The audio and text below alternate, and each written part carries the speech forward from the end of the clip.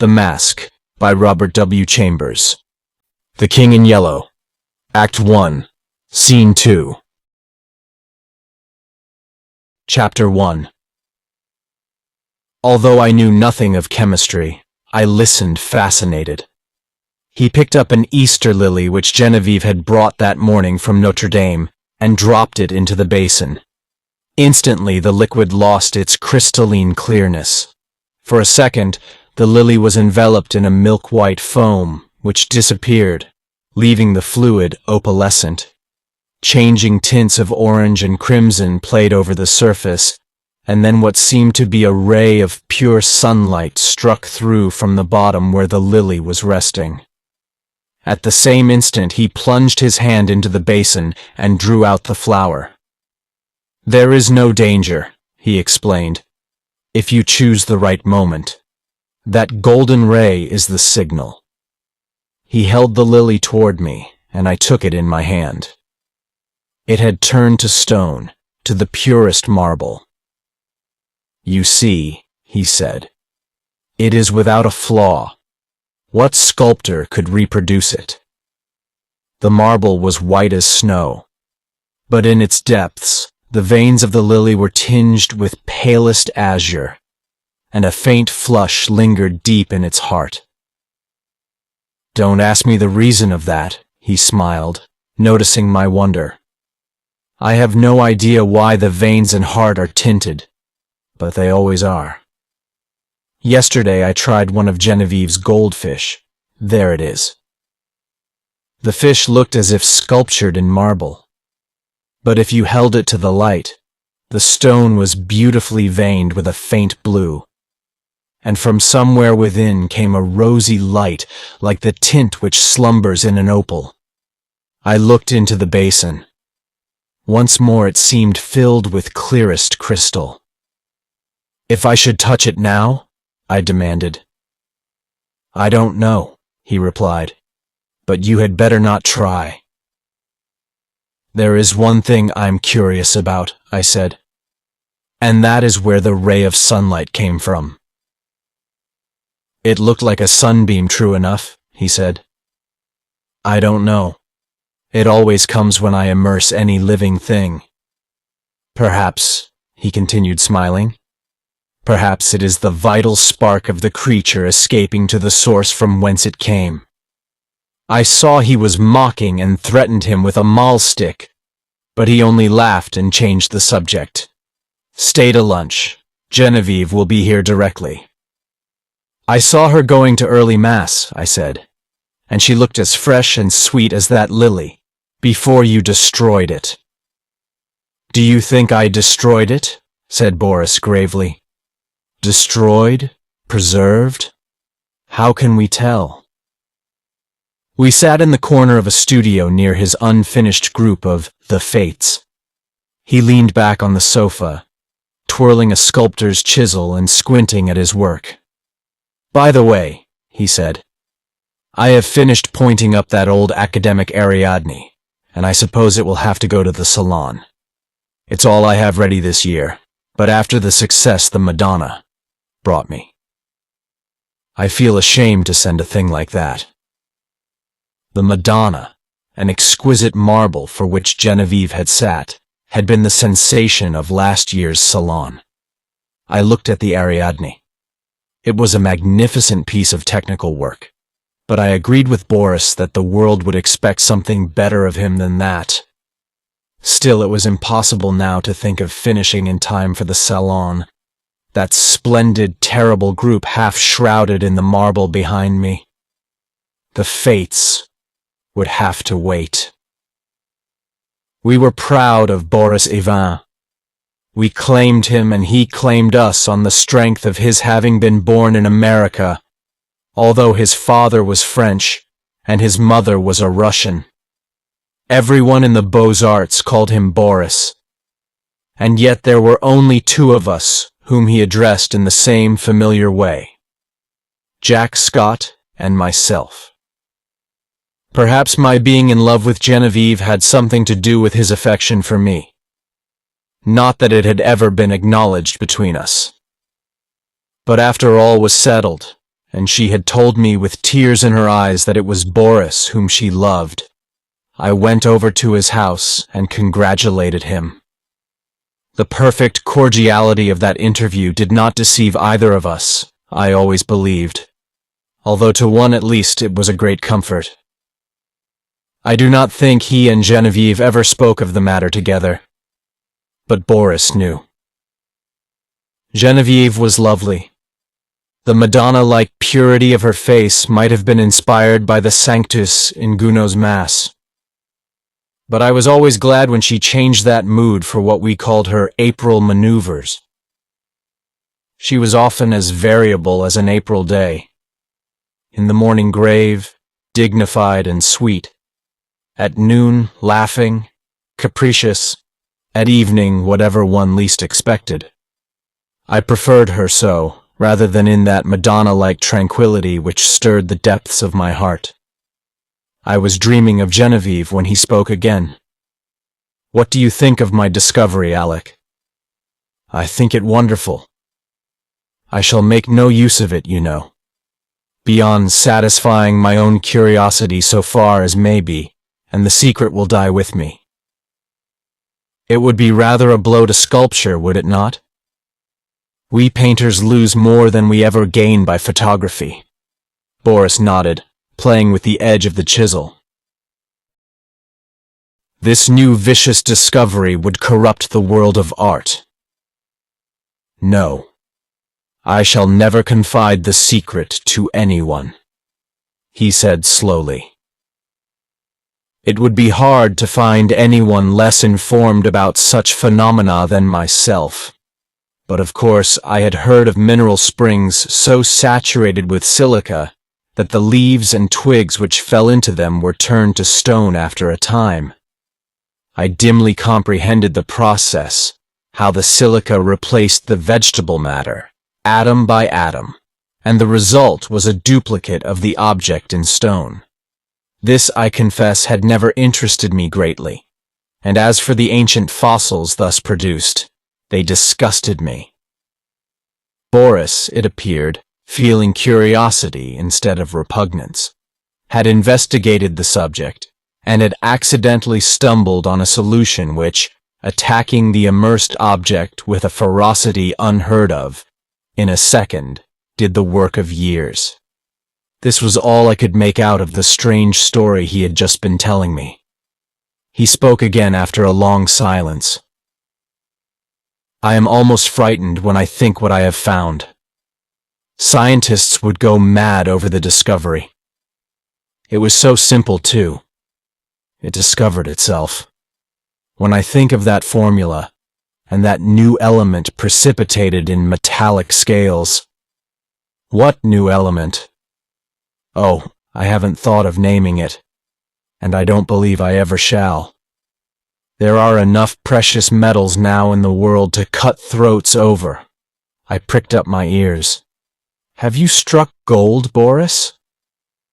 "No, better. But see here, Alec," he laughed, starting up. "You and I have all we need in this world. Ah, how sinister and covetous you look already." I laughed too, and told him I was devoured by the desire for gold, and we had better talk of something else. So when Genevieve came in shortly after, we had turned our backs on alchemy. Genevieve was dressed in silvery gray from head to foot. The light glinted along the soft curves of her fair hair as she turned her cheek to Boris. Then she saw me and returned my greeting. She had never before failed to blow me a kiss from the tips of her white fingers, and I promptly complained of the omission. She smiled and held out her hand, which dropped almost before it had touched mine. Then she said, looking at Boris, "You must ask Alec to stay for luncheon." This also was something new. She had always asked me herself until today. "I did," said Boris shortly. "And you said yes, I hope." She turned to me with a charming, conventional smile. I might have been an acquaintance of the day before yesterday. I made her a low bow. "J'avais bien l'honneur, madame. but refusing to take up our usual bantering tone, she murmured a hospitable commonplace and disappeared. Boris and I looked at one another. "I had better go home, don't you think?" I asked. "Hanged if I know," he replied frankly. While we were discussing the advisability of my departure, Genevieve reappeared in the doorway without her bonnet. She was wonderfully beautiful, but her color was too deep, and her lovely eyes were too bright. She came straight up to me and took my arm. "Luncheon is ready." Was I cross, Alec? I thought I had a headache, but I haven't. "Come here, Boris." And she slipped her other arm through his. "Alec knows that after you there is no one in the world whom I like as well as I like him, so if he sometimes feels snubbed, it won't hurt him." "À la bonne heure," I cried. "Who says there are no thunderstorms in April?" "Are you ready?" chanted Boris. "I ready." And arm in arm we raced into the dining room, scandalizing the servants. After all, we were not so much to blame. Genevieve was 18, Boris was 23, and I not quite 21. Chapter 2. Some work that I was doing about this time on the decorations for Genevieve's boudoir kept me constantly at the quaint little hotel in the Rue Sainte-Cécile. Boris and I in those days labored hard but as we pleased, which was fitfully, and we all three, with Jack Scott, idled a great deal together. One quiet afternoon, I had been wandering alone over the house, examining curios, prying into odd corners, bringing out sweetmeats and cigars from strange hiding places. And at last I stopped in the bathing room. Boris, all over clay, stood there washing his hands. The room was built of rose-colored marble, excepting the floor, which was tessellated in rose and gray. In the center was a square pool sunken below the surface of the floor. Steps led down into it. Sculptured pillars supported a frescoed ceiling. A delicious marble Cupid appeared to have just alighted on his pedestal at the upper end of the room. The whole interior was Boris's work and mine. Boris, in his working clothes of white canvas, scraped the traces of clay and red modeling wax from his handsome hands and coquetted over his shoulder with the Cupid. "I see you," he insisted. "Don't try to look the other way and pretend not to see me. You know who made you, little humbug." It was always my role to interpret Cupid's sentiments in these conversations, and when my turn came, I responded in such a manner that Boris seized my arm and dragged me toward the pool, declaring he would duck me. Next instant, he dropped my arm and turned pale. "Good God," he said. "I forgot the pool is full of the solution."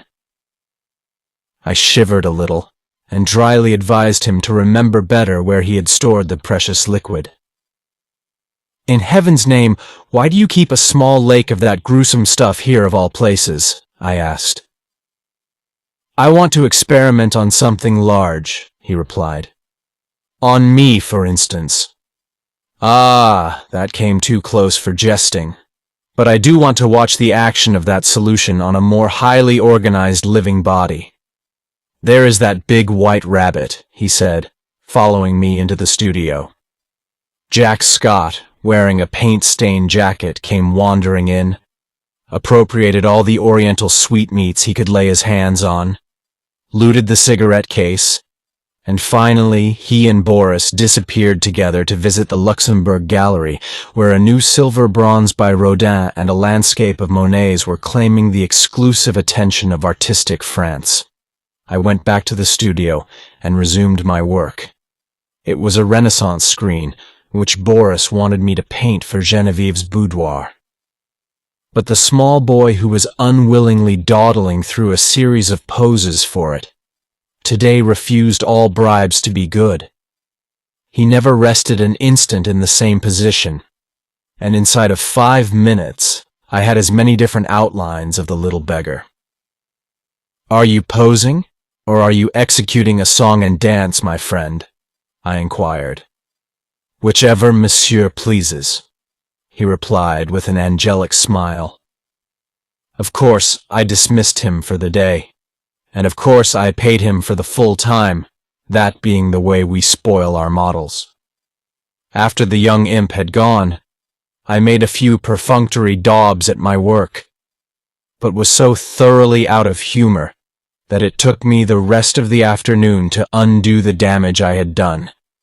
So at last I scraped my palette, stuck my brushes in a bowl of black soap, and strolled into the smoking room. I really believe that, excepting Genevieve's apartments, no room in the house was so free from the perfume of tobacco as this one.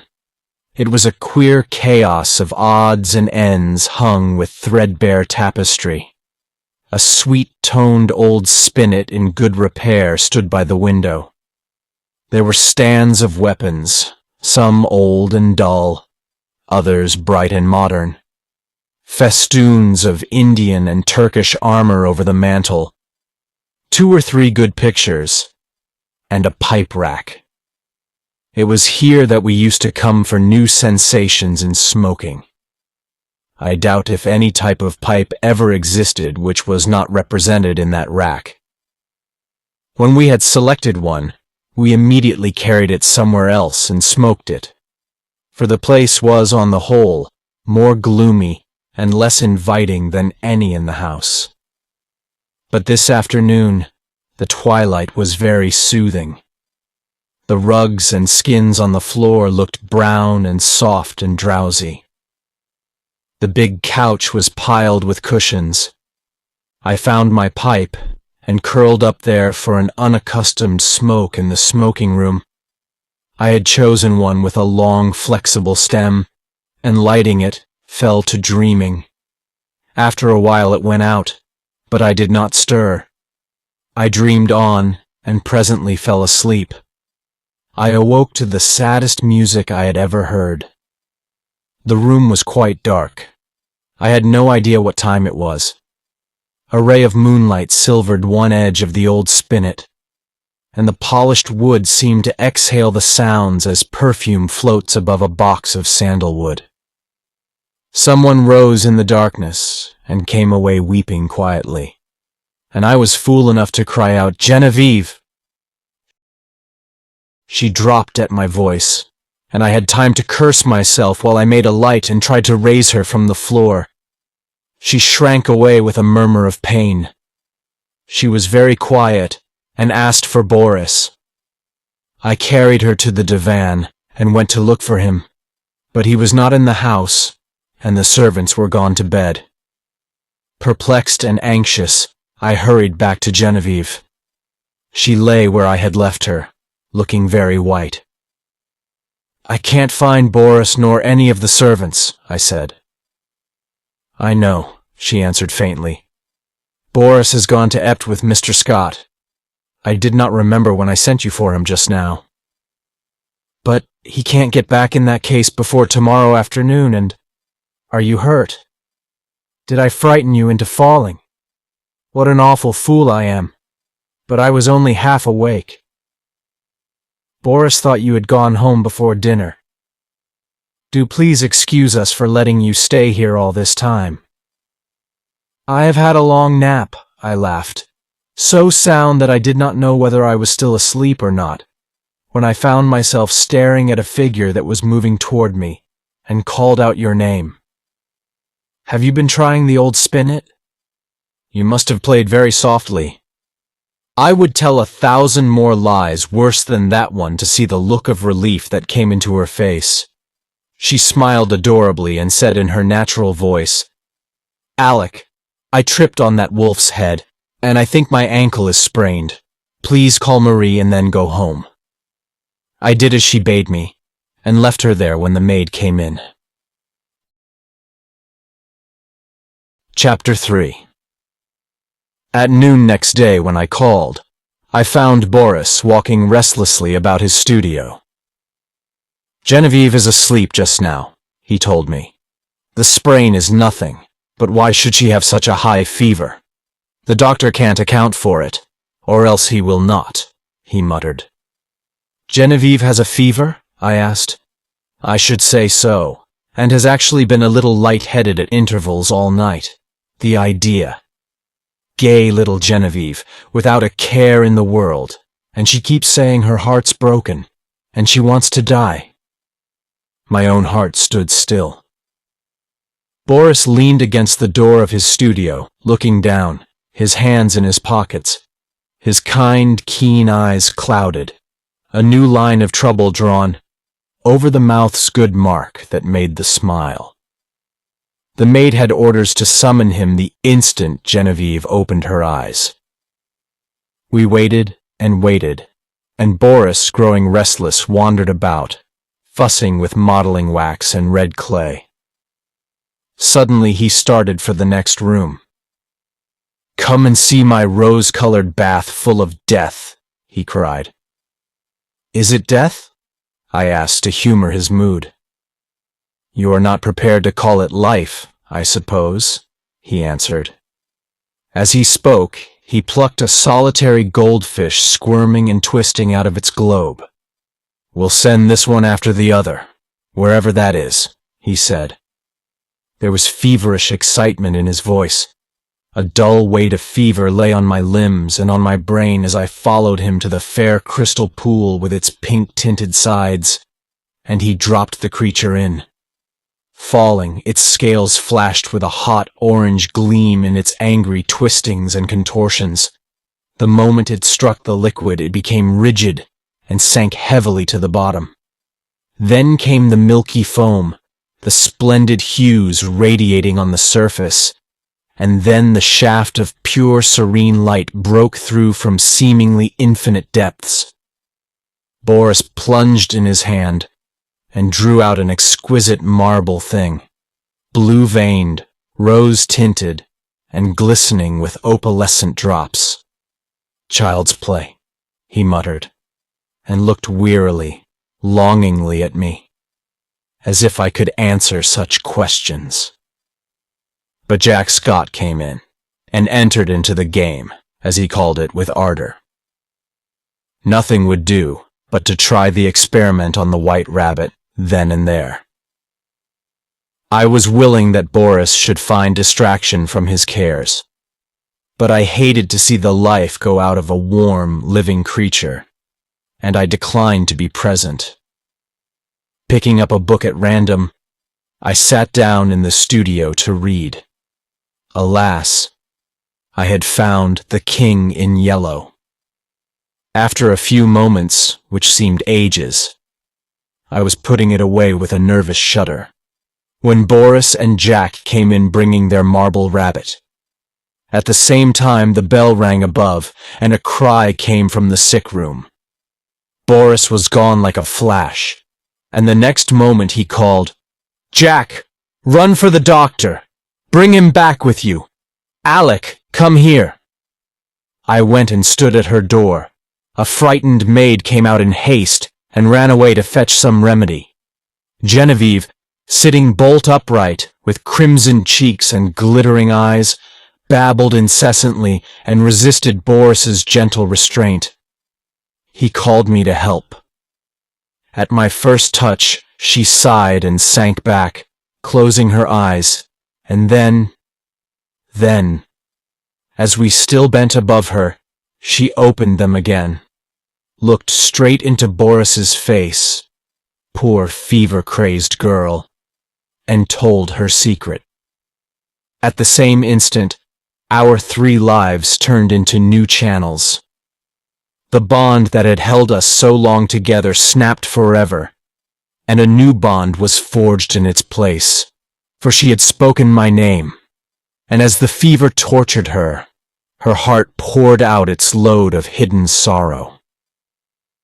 Amazed and dumb, I bowed my head, while my face burned like a live coal, and the blood surged in my ears, stupefying me with its clamor. Incapable of movement, incapable of speech, I listened to her feverish words in an agony of shame and sorrow. I could not silence her. I could not look at Boris. Then I felt an arm upon my shoulder, and Boris turned a bloodless face to mine. "It is not your fault, Alec. Don't grieve so if she loves you." But he could not finish. And as the doctor stepped swiftly into the room saying, "Ah, the fever," I seized Jack Scott and hurried him to the street saying, "Boris would rather be alone." We crossed the street to our own apartments, and that night, seeing I was going to be ill too, he went for the doctor again. The last thing I recollect with any distinctness was hearing Jack say, "For heaven's sake, doctor, what ails him? To wear a face like that?" And I thought of The King in Yellow and the pallid mask. I was very ill. For the strain of 2 years which I had endured since that fatal May morning when Genevieve murmured, "I love you, but I think I love Boris best," told on me at last. I had never imagined that it could become more than I could endure. Outwardly tranquil, I had deceived myself. Although the inward battle raged night after night, and I, lying alone in my room, cursed myself for rebellious thoughts unloyal to Boris and unworthy of Genevieve, the morning always brought relief, and I returned to Genevieve and to my dear Boris with a heart washed clean by the tempests of the night. Never in word or deed or thought, while with them, had I betrayed my sorrow even to myself. The mask of self-deception was no longer a mask for me. It was a part of me. Night lifted it, laying bare the stifled truth below. But there was no one to see except myself, and when day broke the mask fell back again of its own accord. These thoughts passed through my troubled mind as I lay sick, but they were hopelessly entangled with visions of white creatures, heavy as stone, crawling about in Boris's basin, of the wolf's head on the rug, foaming and snapping at Genevieve, who lay smiling beside it. I thought, too, of the King in Yellow wrapped in the fantastic colors of his tattered mantle, and that bitter cry of Casilda, "Not upon us, O King, not upon us." Feverishly I struggled to put it from me, but I saw the lake of Hali, thin and blank, without a ripple or wind to stir it, and I saw the towers of Carcosa behind the moon. Aldebaran, the Hyades, Allar, Hastur, glided through the cloud rifts which fluttered and flapped as they passed like the scalloped tatters of the King in Yellow. Among all these, one sane thought persisted. It never wavered, no matter what else was going on in my disordered mind, that my chief reason for existing was to meet some requirement of Boris and Genevieve. What this obligation was, its nature, was never clear. Sometimes it seemed to be protection, sometimes support, through a great crisis. Whatever it seemed to be for the time, its weight rested only on me, and I was never so ill or so weak that I did not respond with my whole soul. There were always crowds of faces about me, mostly strange, but a few I recognized, Boris among them. Afterward they told me that this could not have been, but I know that once at least he bent over me. It was only a touch, a faint echo of his voice. Then the clouds settled back on my senses, and I lost him. But he did stand there and bend over me once at least. At last, one morning I awoke to find the sunlight falling across my bed, and Jack Scott reading beside me. I had not strength enough to speak aloud. Neither could I think, much less remember. But I could smile feebly, as Jack's eye met mine, and when he jumped up and asked eagerly if I wanted anything, I could whisper, "Yes, Boris." Jack moved to the head of my bed and leaned down to arrange my pillow. I did not see his face, but he answered heartily, "You must wait, Alec. You are too weak to see even Boris." I waited, and I grew strong. In a few days I was able to see whom I would. But meanwhile, I had thought and remembered. From the moment when all the past grew clear again in my mind, I never doubted what I should do when the time came, and I felt sure that Boris would have resolved upon the same course so far as he was concerned.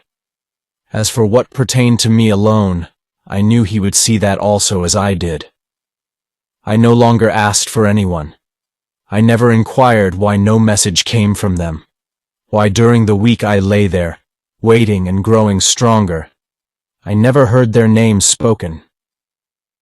Preoccupied with my own searchings for the right way, and with my feeble but determined fight against despair, I simply acquiesced in Jack's reticence, taking for granted that he was afraid to speak of them, lest I should turn unruly and insist on seeing them. Meanwhile, I said over and over to myself how it would be when life began again for us all. We would take up our relations exactly as they were before Genevieve fell ill. Boris and I would look into each other's eyes, and there would be neither rancor nor cowardice nor mistrust in that glance. I would be with them again for a little while in the dear intimacy of their home, and then, without pretext or explanation, I would disappear from their lives forever. Boris would know Genevieve. The only comfort was that she would never know. It seemed, as I thought it over, that I had found the meaning of that sense of obligation which had persisted all through my delirium, and the only possible answer to it. So, when I was quite ready, I beckoned Jack to me one day and said, "Jack, I want Boris at once, and take my dearest greeting to Genevieve."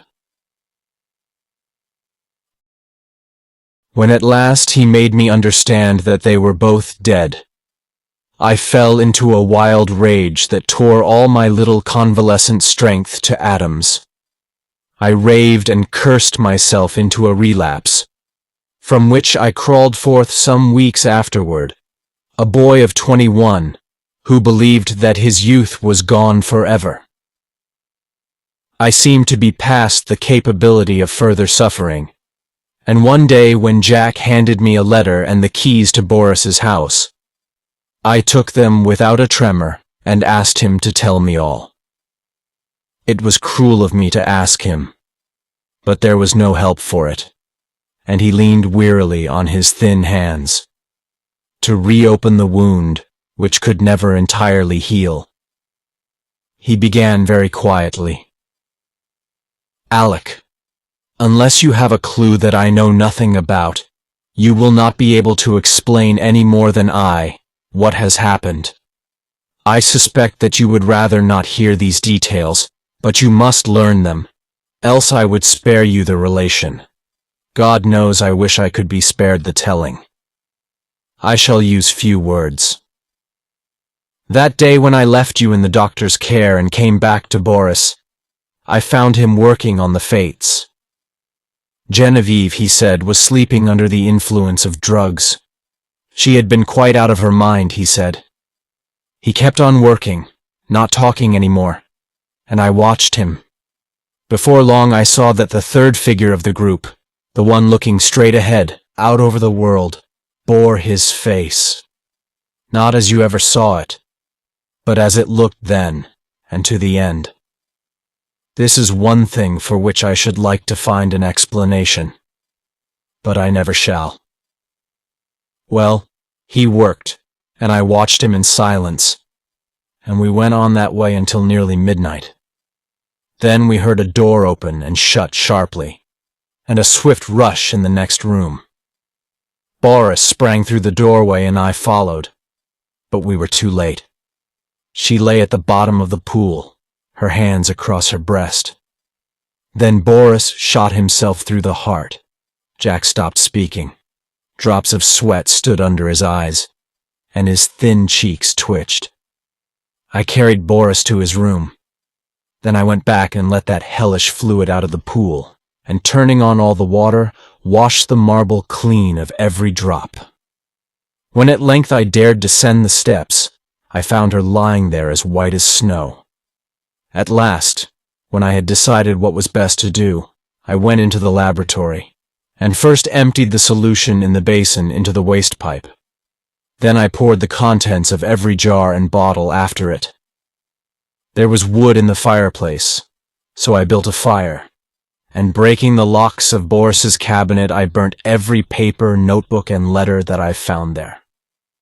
With a mallet from the studio, I smashed to pieces all the empty bottles.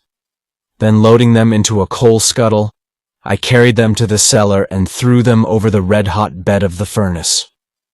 6 times I made the journey, and at last, not a vestige remained of anything which might again aid in seeking for the formula which Boris had found. Then at last I dared call the doctor. He is a good man, and together we struggled to keep it from the public. Without him, I never could have succeeded.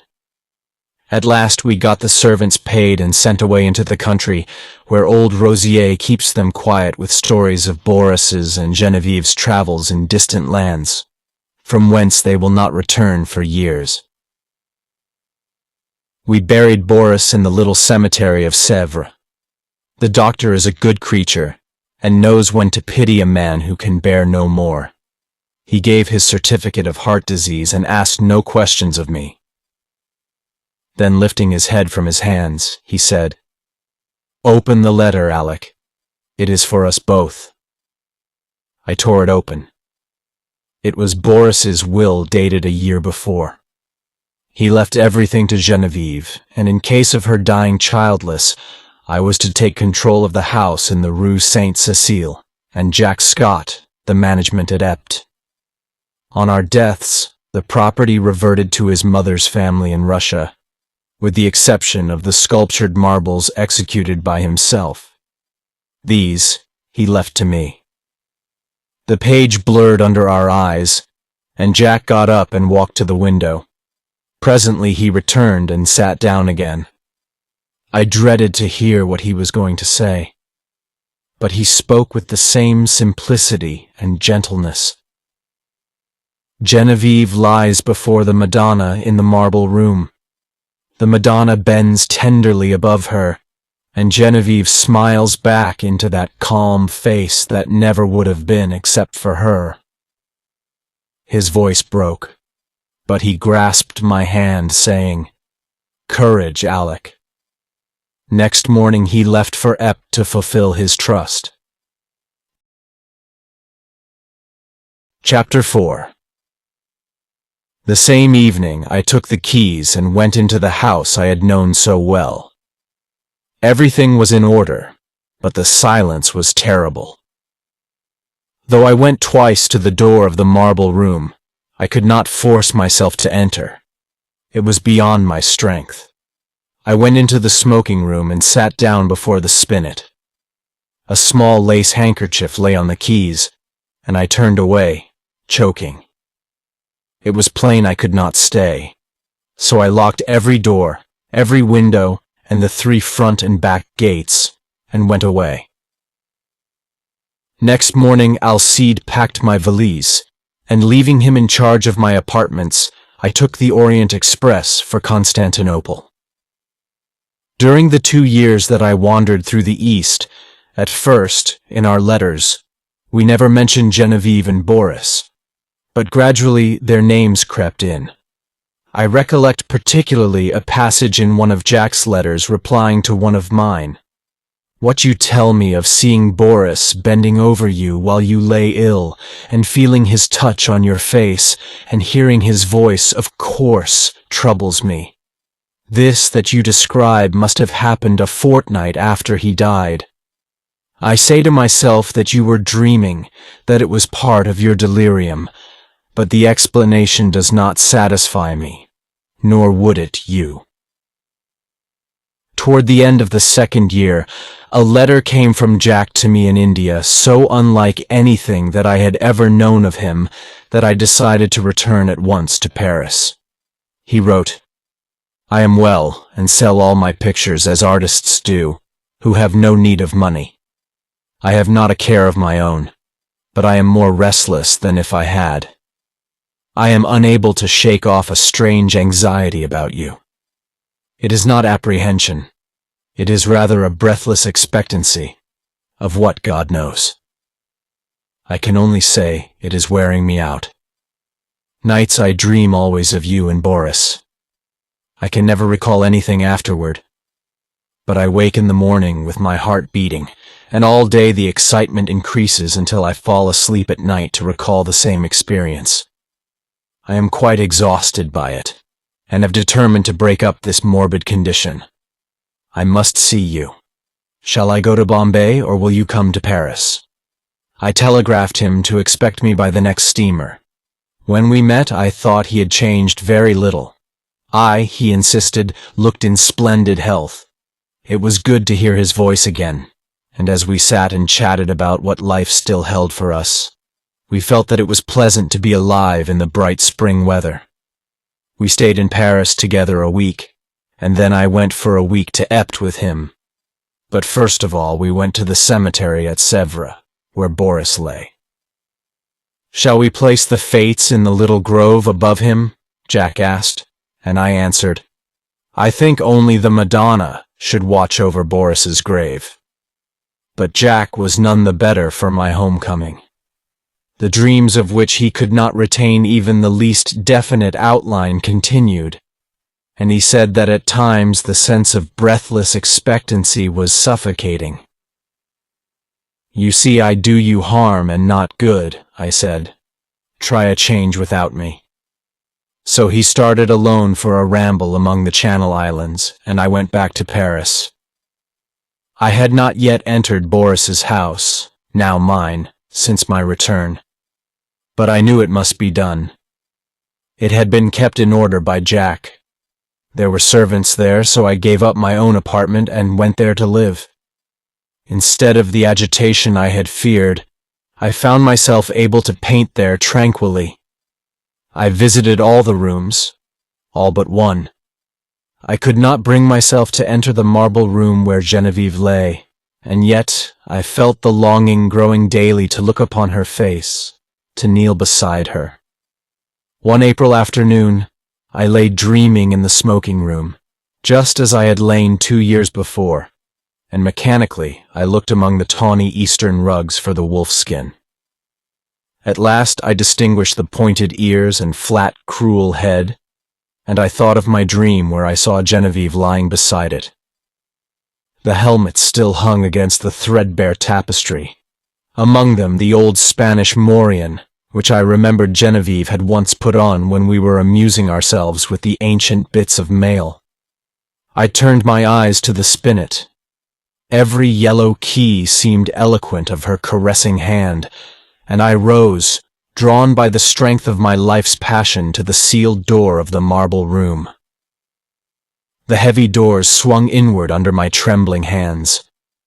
Sunlight poured through the window, tipping with gold the wings of Cupid, and lingered like a nimbus over the brows of the Madonna. Her tender face bent in compassion over a marble form so exquisitely pure that I knelt and signed myself. Geneviève lay in the shadow under the Madonna, and yet through her white arms I saw the pale azure vein, and beneath her softly clasped hands the folds of her dress were tinged with rose, as if from some faint warm light within her breast. Bending with a breaking heart, I touched the marble drapery with my lips, then crept back into the silent house. A maid came and brought me a letter, and I sat down in the little conservatory to read it. But as I was about to break the seal, seeing the girl lingering, I asked her what she wanted. She stammered something about a white rabbit that had been caught in the house and asked what should be done with it. I told her to let it loose in the walled garden behind the house and open my letter. It was from Jack, but so incoherent that I thought he must have lost his reason. It was nothing but a series of prayers to me not to leave the house until he could get back. He could not tell me why. There were the dreams, he said. He could explain nothing, but he was sure that I must not leave the house in the Rue Sainte-Cécile. As I finished reading, I raised my eyes and saw the same maidservant standing in the doorway holding a glass dish in which 2 gold fish were swimming. "Put them back into the tank, and tell me what you mean by interrupting me," I said. With a half-suppressed whimper, she emptied water and fish into an aquarium at the end of the conservatory, and turning to me, asked my permission to leave my service. She said people were playing tricks on her, evidently with a design of getting her into trouble. The marble rabbit had been stolen, and a live one had been brought into the house. The 2 beautiful marble fish were gone, and she had just found those common live things flopping on the dining room floor. I reassured her and sent her away, saying I would look about myself. I went into the studio. There was nothing there but my canvases and some casts, except the marble of the Easter lily. I saw it on a table across the room. Then I strode angrily over to it. But the flower I lifted from the table was fresh and fragile and filled the air with perfume. Then suddenly, I comprehended and sprang through the hallway to the marble room. The doors flew open. The sunlight streamed into my face, and through it, in a heavenly glory, the Madonna smiled as Genevieve lifted her flushed face from her marble couch and opened her sleepy eyes. Thank you for listening. If you like our recordings, consider liking this video and subscribing to our channel so you don't miss any more audiobooks.